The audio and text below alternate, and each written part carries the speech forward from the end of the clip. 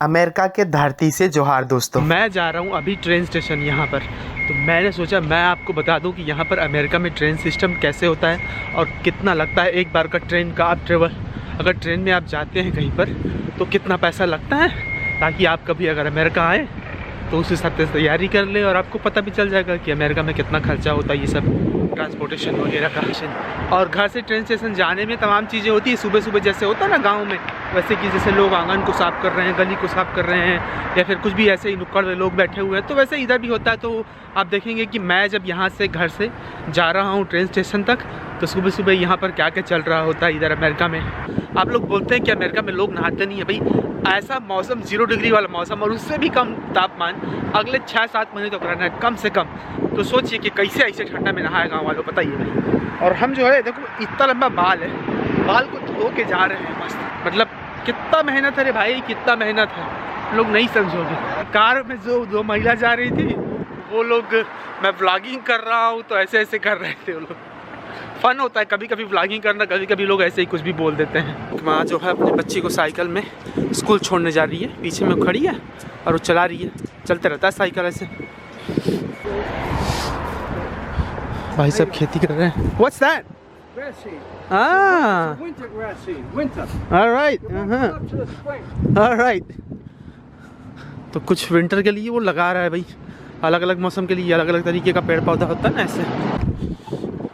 लोग जो है पेट्रोल स्टेशन में पेट्रोल डलवा रहे हैं, स्कूटर भी है, कुछ महीने में स्कूटर चलना बंद हो जाएगा। कार है, ये यहाँ का छोटा सा पेट्रोल स्टेशन है, यहाँ का सड़क है, ये सबवे है, वहाँ सस्ता नाश्ता मिलता है। और ये स्टारबक्स है, यहाँ काफ़ी मिलता है। तो लोग, ये थोड़ी सी महंगी दुकान है, उससे सस्ती भी दुकान होती है, उसको डंकी डोनट बोलते हैं। यहाँ पर कपड़ा वपड़ा धुला जाता है, तो ये दुकानें हैं यहाँ पास में। वो वहाँ पर बढ़ाई जो है अपना काम कर रहा है। ये यहाँ का बैंक है, वहाँ पर टारगेट एक बड़ा सा मॉल। यहाँ के लिए इतना ये ट्रैफिक है, सुबह सुबह इतना ही ट्रैफिक रहता है अगर कोई काम पे जा रहा हो तो। दुकान है, मुझे इसको क्रॉस करना पड़ेगा, तो ये पट्टी बनी होती है और गाड़ी जब तक जा रही है तब तक आप नहीं जा सकते और नियम तोड़ नहीं सकते वैसे यहाँ पर। लेकिन ये गाड़ी जा रही है तो मैं नियम तोड़ रहा हूँ भाई, कोई आ नहीं रहा, तोड़ देते नियम, चलो अमेरिका ही तो है। अगर ये यहाँ का ट्रेन स्टेशन है, ठीक है, और ये यहाँ का ट्रेन स्टेशन है भाई। तो अंदर जाने के लिए लगाना पड़ेगा मास्क, लगा लेते हैं मास्क। अभी भी मास्क यहाँ चल रहा है, ठीक है। इसको बोलते हैं टी, यहाँ पर बॉस्टन शहर में। ये नीचे जाने का बना होता है, इसमें आप टिकट खरीद सकते हैं। इसमें लिखा हुआ है नो कैश, मतलब डेबिट कार्ड यहाँ पर आप लगाते हैं और यहाँ पर अपना जो कार्ड है,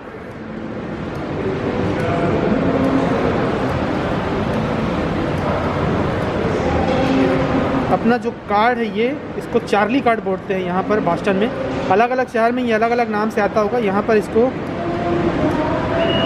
चार्ली कार्ड बोलते हैं। तो इसको यहाँ पर टैप करना पड़ता है, फिर उसमें आप चार्ज कर सकते हैं। मेरे में इसमें पैसा है, तो अगर आपके पास ये कार्ड है तो इसमें आप पैसा ऐड कर सकते हैं। नहीं तो अगर सिर्फ 1 हफ्ते के लिए आए हैं तो 1 हफ्ते का इसमें पास वाला ऑप्शन आता है। अगर आप 1 हफ्ते का पास लेंगे तो थोड़ा सस्ता पड़ता है, लेकिन जैसे ये मंथली पास भी मिलता है कई बार, और कई लोग एक बार का अगर जाना है तो एक बार का भी ले सकते हो। तो उसके लिए आपको लगभग $2.75 लगता है। हर स्टेशन में यहाँ पर एलिवेटर भी रहता है। ऐसे बहुत सारे मशीन होते हैं जिसमें कहीं से भी ले सकते हो। इसमें कैश से ले सकते हो, इसमें नहीं ले सकते हो कैश से, कार्ड यूज़ करना पड़ता है, क्रेडिट कार्ड या डेबिट कार्ड। तो ऐसे रहता है, लगभग एक सा ही रहता है हर ट्रेन स्टेशन में। कई बार बस में भी टिकट खरीद सकते हो, लेकिन हर बस में नहीं होता है वो जो टिकट खरीदने वाला ऑप्शन होता है, इसलिए आपको पहले से ये लेना पड़ता है, या फिर कैश हो तो आप कैश दे सकते हैं, टिकट नहीं भेजते हैं। और ऐसे डिसेबल लोगों के लिए अलग से एलिवेटर होता है हर ट्रेन स्टेशन में, तो आप ये भी ले सकते हैं, आपके पास हैवी सामान हो तो। यहाँ पर बॉस्टन में एक और अच्छी बात ये होती है कि आपके पास जहाँ पर आप काम करते हैं, कई बार वो जो बेनिफिट्स होता है उसमें ये भी होता है कि वो लोग 25 से 30% या किसी कंपनी में काम करते हो तो वो लोग भी छूट देते हैं। अगर तो वो लोग इस तरीके का कार्ड देते हैं मंथली आपके सैलरी के हिसाब से, और उसमें छूट मिलती है। तो ये भी जानना ज़रूरी होती है कि कितना आप ट्रैवलिंग करते हैं, कितना आपको छूट मिल रहा है, तो वो भी एक बड़ा बेनिफिट होता है। तो अगर आप यहाँ जॉब पाते हैं या कुछ भी है तो आप वो मांग कर सकते हैं कि मुझे इतना % छूट चाहिए मेरे ट्रांसपोर्टेशन के लिए।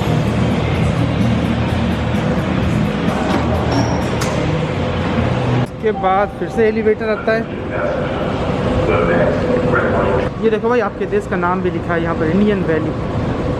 वो देखो ट्रेन आ गई है, और ट्रेन लगभग 1 मिनट के लिए रुकती है, फिर लोग उसमें जल्दी से अंदर जाते हैं, और ऐसे होता है। फिर ये मैं निकल रहा हूँ बाहर स्टेशन से।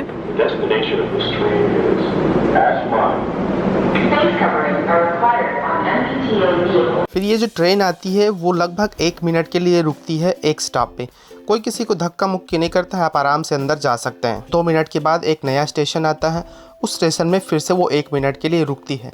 ट्रेन के अंदर सारा इन्फॉर्मेशन होता है। ये हार्वर्ड स्क्वायर ट्रेन स्टेशन है, जो कि बहुत बड़ी यूनिवर्सिटी है, आपने नाम सुना होगा, और पूरा शहर में जाता है। शहर तो बहुत बड़ा है, अलग अलग ट्रेन लाइन होती है, जैसे यहाँ पर दिख रहा है। कौन सा स्टॉप है, कहाँ उतरना चाहते हैं वहाँ पे उतर सकते हैं। भीड़ रहती है लेकिन मैनेजेबल रहता है, खड़ा होके भी जा सकते हैं। इसमें पूरा ट्रेन स्टेशन के स्टॉप का नाम लिखा रहता है, कैसे पहुँचना है वहाँ पर, वो ऑटोमेटिकली रुकेगी, आप वहाँ पर आराम से उतर सकते हैं। ये पूरे शहर में, बॉस्टन में यहाँ पर 4-5 अलग तरीके का ट्रेन होता है, जिसको अलग अलग नाम से जाना जाता है। Red line, green line, orange line, blue line, लेकिन काम सबका एक ही है। रूट अलग अलग है, शहर के अलग अलग इलाके में अलग रंग का ट्रेन चलता है। जानने पहचानने के लिए बस उसको अलग अलग नाम दे दिया है। आपको अपना डेस्टिनेशन जानना है, कहाँ जाना है, कैसे, किसी से भी पूछ भी सकते हैं। बड़ा आसानी से यहाँ पर आप ट्रेवल कर सकते हैं बॉस्टन में। और एक बार बाहर निकल गए आप तो अंदर जाने के लिए फिर से आपको पैसा देना पड़ता है। तो आप मेक श्योर करो कि आपको अभी इसी स्टेशन में निकलना है। तो चाहे मैं एक स्टेशन जाऊं, चाहे कई स्टेशन जाऊं, कोई भी मेट्रो ट्रेन लेने के लिए $2.40 मतलब 180 रुपये लगता है। चाहे आप एक स्टॉप जाओ, चाहे 5 स्टॉप जाओ। अगर एक बार आप ट्रेन स्टेशन से बाहर निकल गए, फिर से एंटर करोगे तो आपको उतना ही पैसा लगेगा। इसलिए ध्यान रखना ज़रूरी होता है कि क्या यही आपका स्टॉप है जहाँ आपको उतरना है। वैसे सबसे बड़े स्टेशन या स्टॉप में उतरोगे तो अगर ट्रांसफ़र करोगे तो उसका पैसा नहीं लगता है। इसलिए बहुत लोग वैसा भी करते हैं कि आप रेड लाइन से ऑरेंज लाइन में जाएंगे, मतलब एक लाइन से दूसरी लाइन में, तो जो मेन स्टेशन होता है वहाँ पर उतरोगे तो ट्रांसफ़र आसानी से फ्री में हो जाता है। बाहर निकलने का भी यही होता है और एंटर करने का भी यही होता है। तो ये यहाँ का बहुत बड़ा स्क्वायर है, बहुत बड़ा सेंट्रल इलाका है, इसको बोलते ही सेंट्रल स्क्वायर है। यहाँ पर हम लोगों का बहुत काम रहता है, कुछ न कुछ हमेशा। जैसे कि मैं वहाँ पर ट्रेन में आया हूँ ना, ट्रेन में पैसा दिया हूँ, तो अगर मैं चाहूँ तो इस बस को ले सकता हूँ। इसको भी MBTA का ये हिस्सा होता है यहाँ पर बस का, तो बस का फ्री में रहेगा। क्यों? क्योंकि वहाँ पर मैंने $2.40 दिया है। तो यहाँ पर अगर मैं 2 घंटे के अंदर में दूसरे बस में जाता हूँ जो MBTA का हिस्सा है यहाँ का, तो वो फ्री में रहेगा। लेकिन अगर मैं पहले बस लेता हूँ और फिर ट्रेन लेता हूँ तो मुझे $1.70 देना पड़ेगा। क्यों? क्योंकि इसका पैसा किराया कम होता है बस का और ट्रेन का ज़्यादा। तो कम से अगर ज़्यादा में जा रहे हैं तो उसका जो बकाया पैसा होता है वो देना पड़ता है, लेकिन ज़्यादा से कम में जा रहे हैं तो फ्री में ट्रांसफ़र होता है। एक बार ट्रांसफ़र होता है यार, बार बार नहीं ले सकते। अभी जैसे मैं उतर के आया हूँ ना, इसको लूँगा बस को, तो जितना दूर मैं जाऊँ वो बस जितना दूर तक जाता है। वैसे यहाँ पर अमेरिका में बस कुछ ही शहर है जहाँ पर इस तरीके का ट्रेन सिस्टम होता है, नहीं तो अमेरिका ट्रेन सिस्टम के लिए बहुत बेकार जगह है। New York, Washington, Chicago, LA, San Francisco और ये बॉस्टन, जहाँ पर थोड़ा बहुत ट्रेन चलता है, वो भी शहर के अंदर।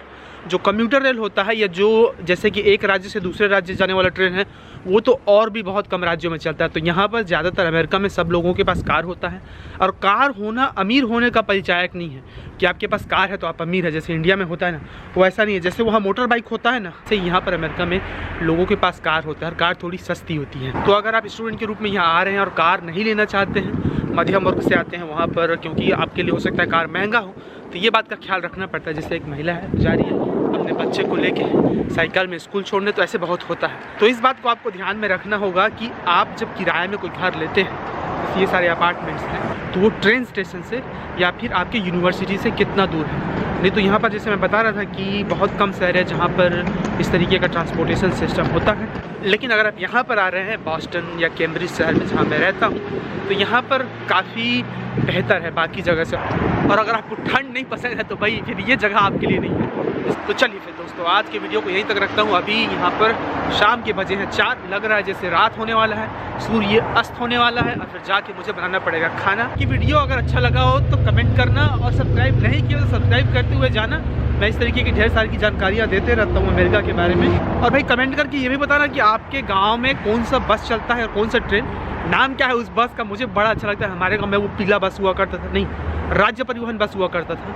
आपके गांव में कौन सा बस या ट्रेन चलता है और कितना लगता है पर किलोमीटर के हिसाब से, या मान लो एक राज्य से दूसरा राज्य जाने में। तो फिर मिलते हैं दोस्तों अगले वीडियो में। तब तक आप भारत की धरती से यहाँ अमेरिका में थोड़ी गर्मी ज़रूर भेजना। बहुत शुक्रिया, जोहार।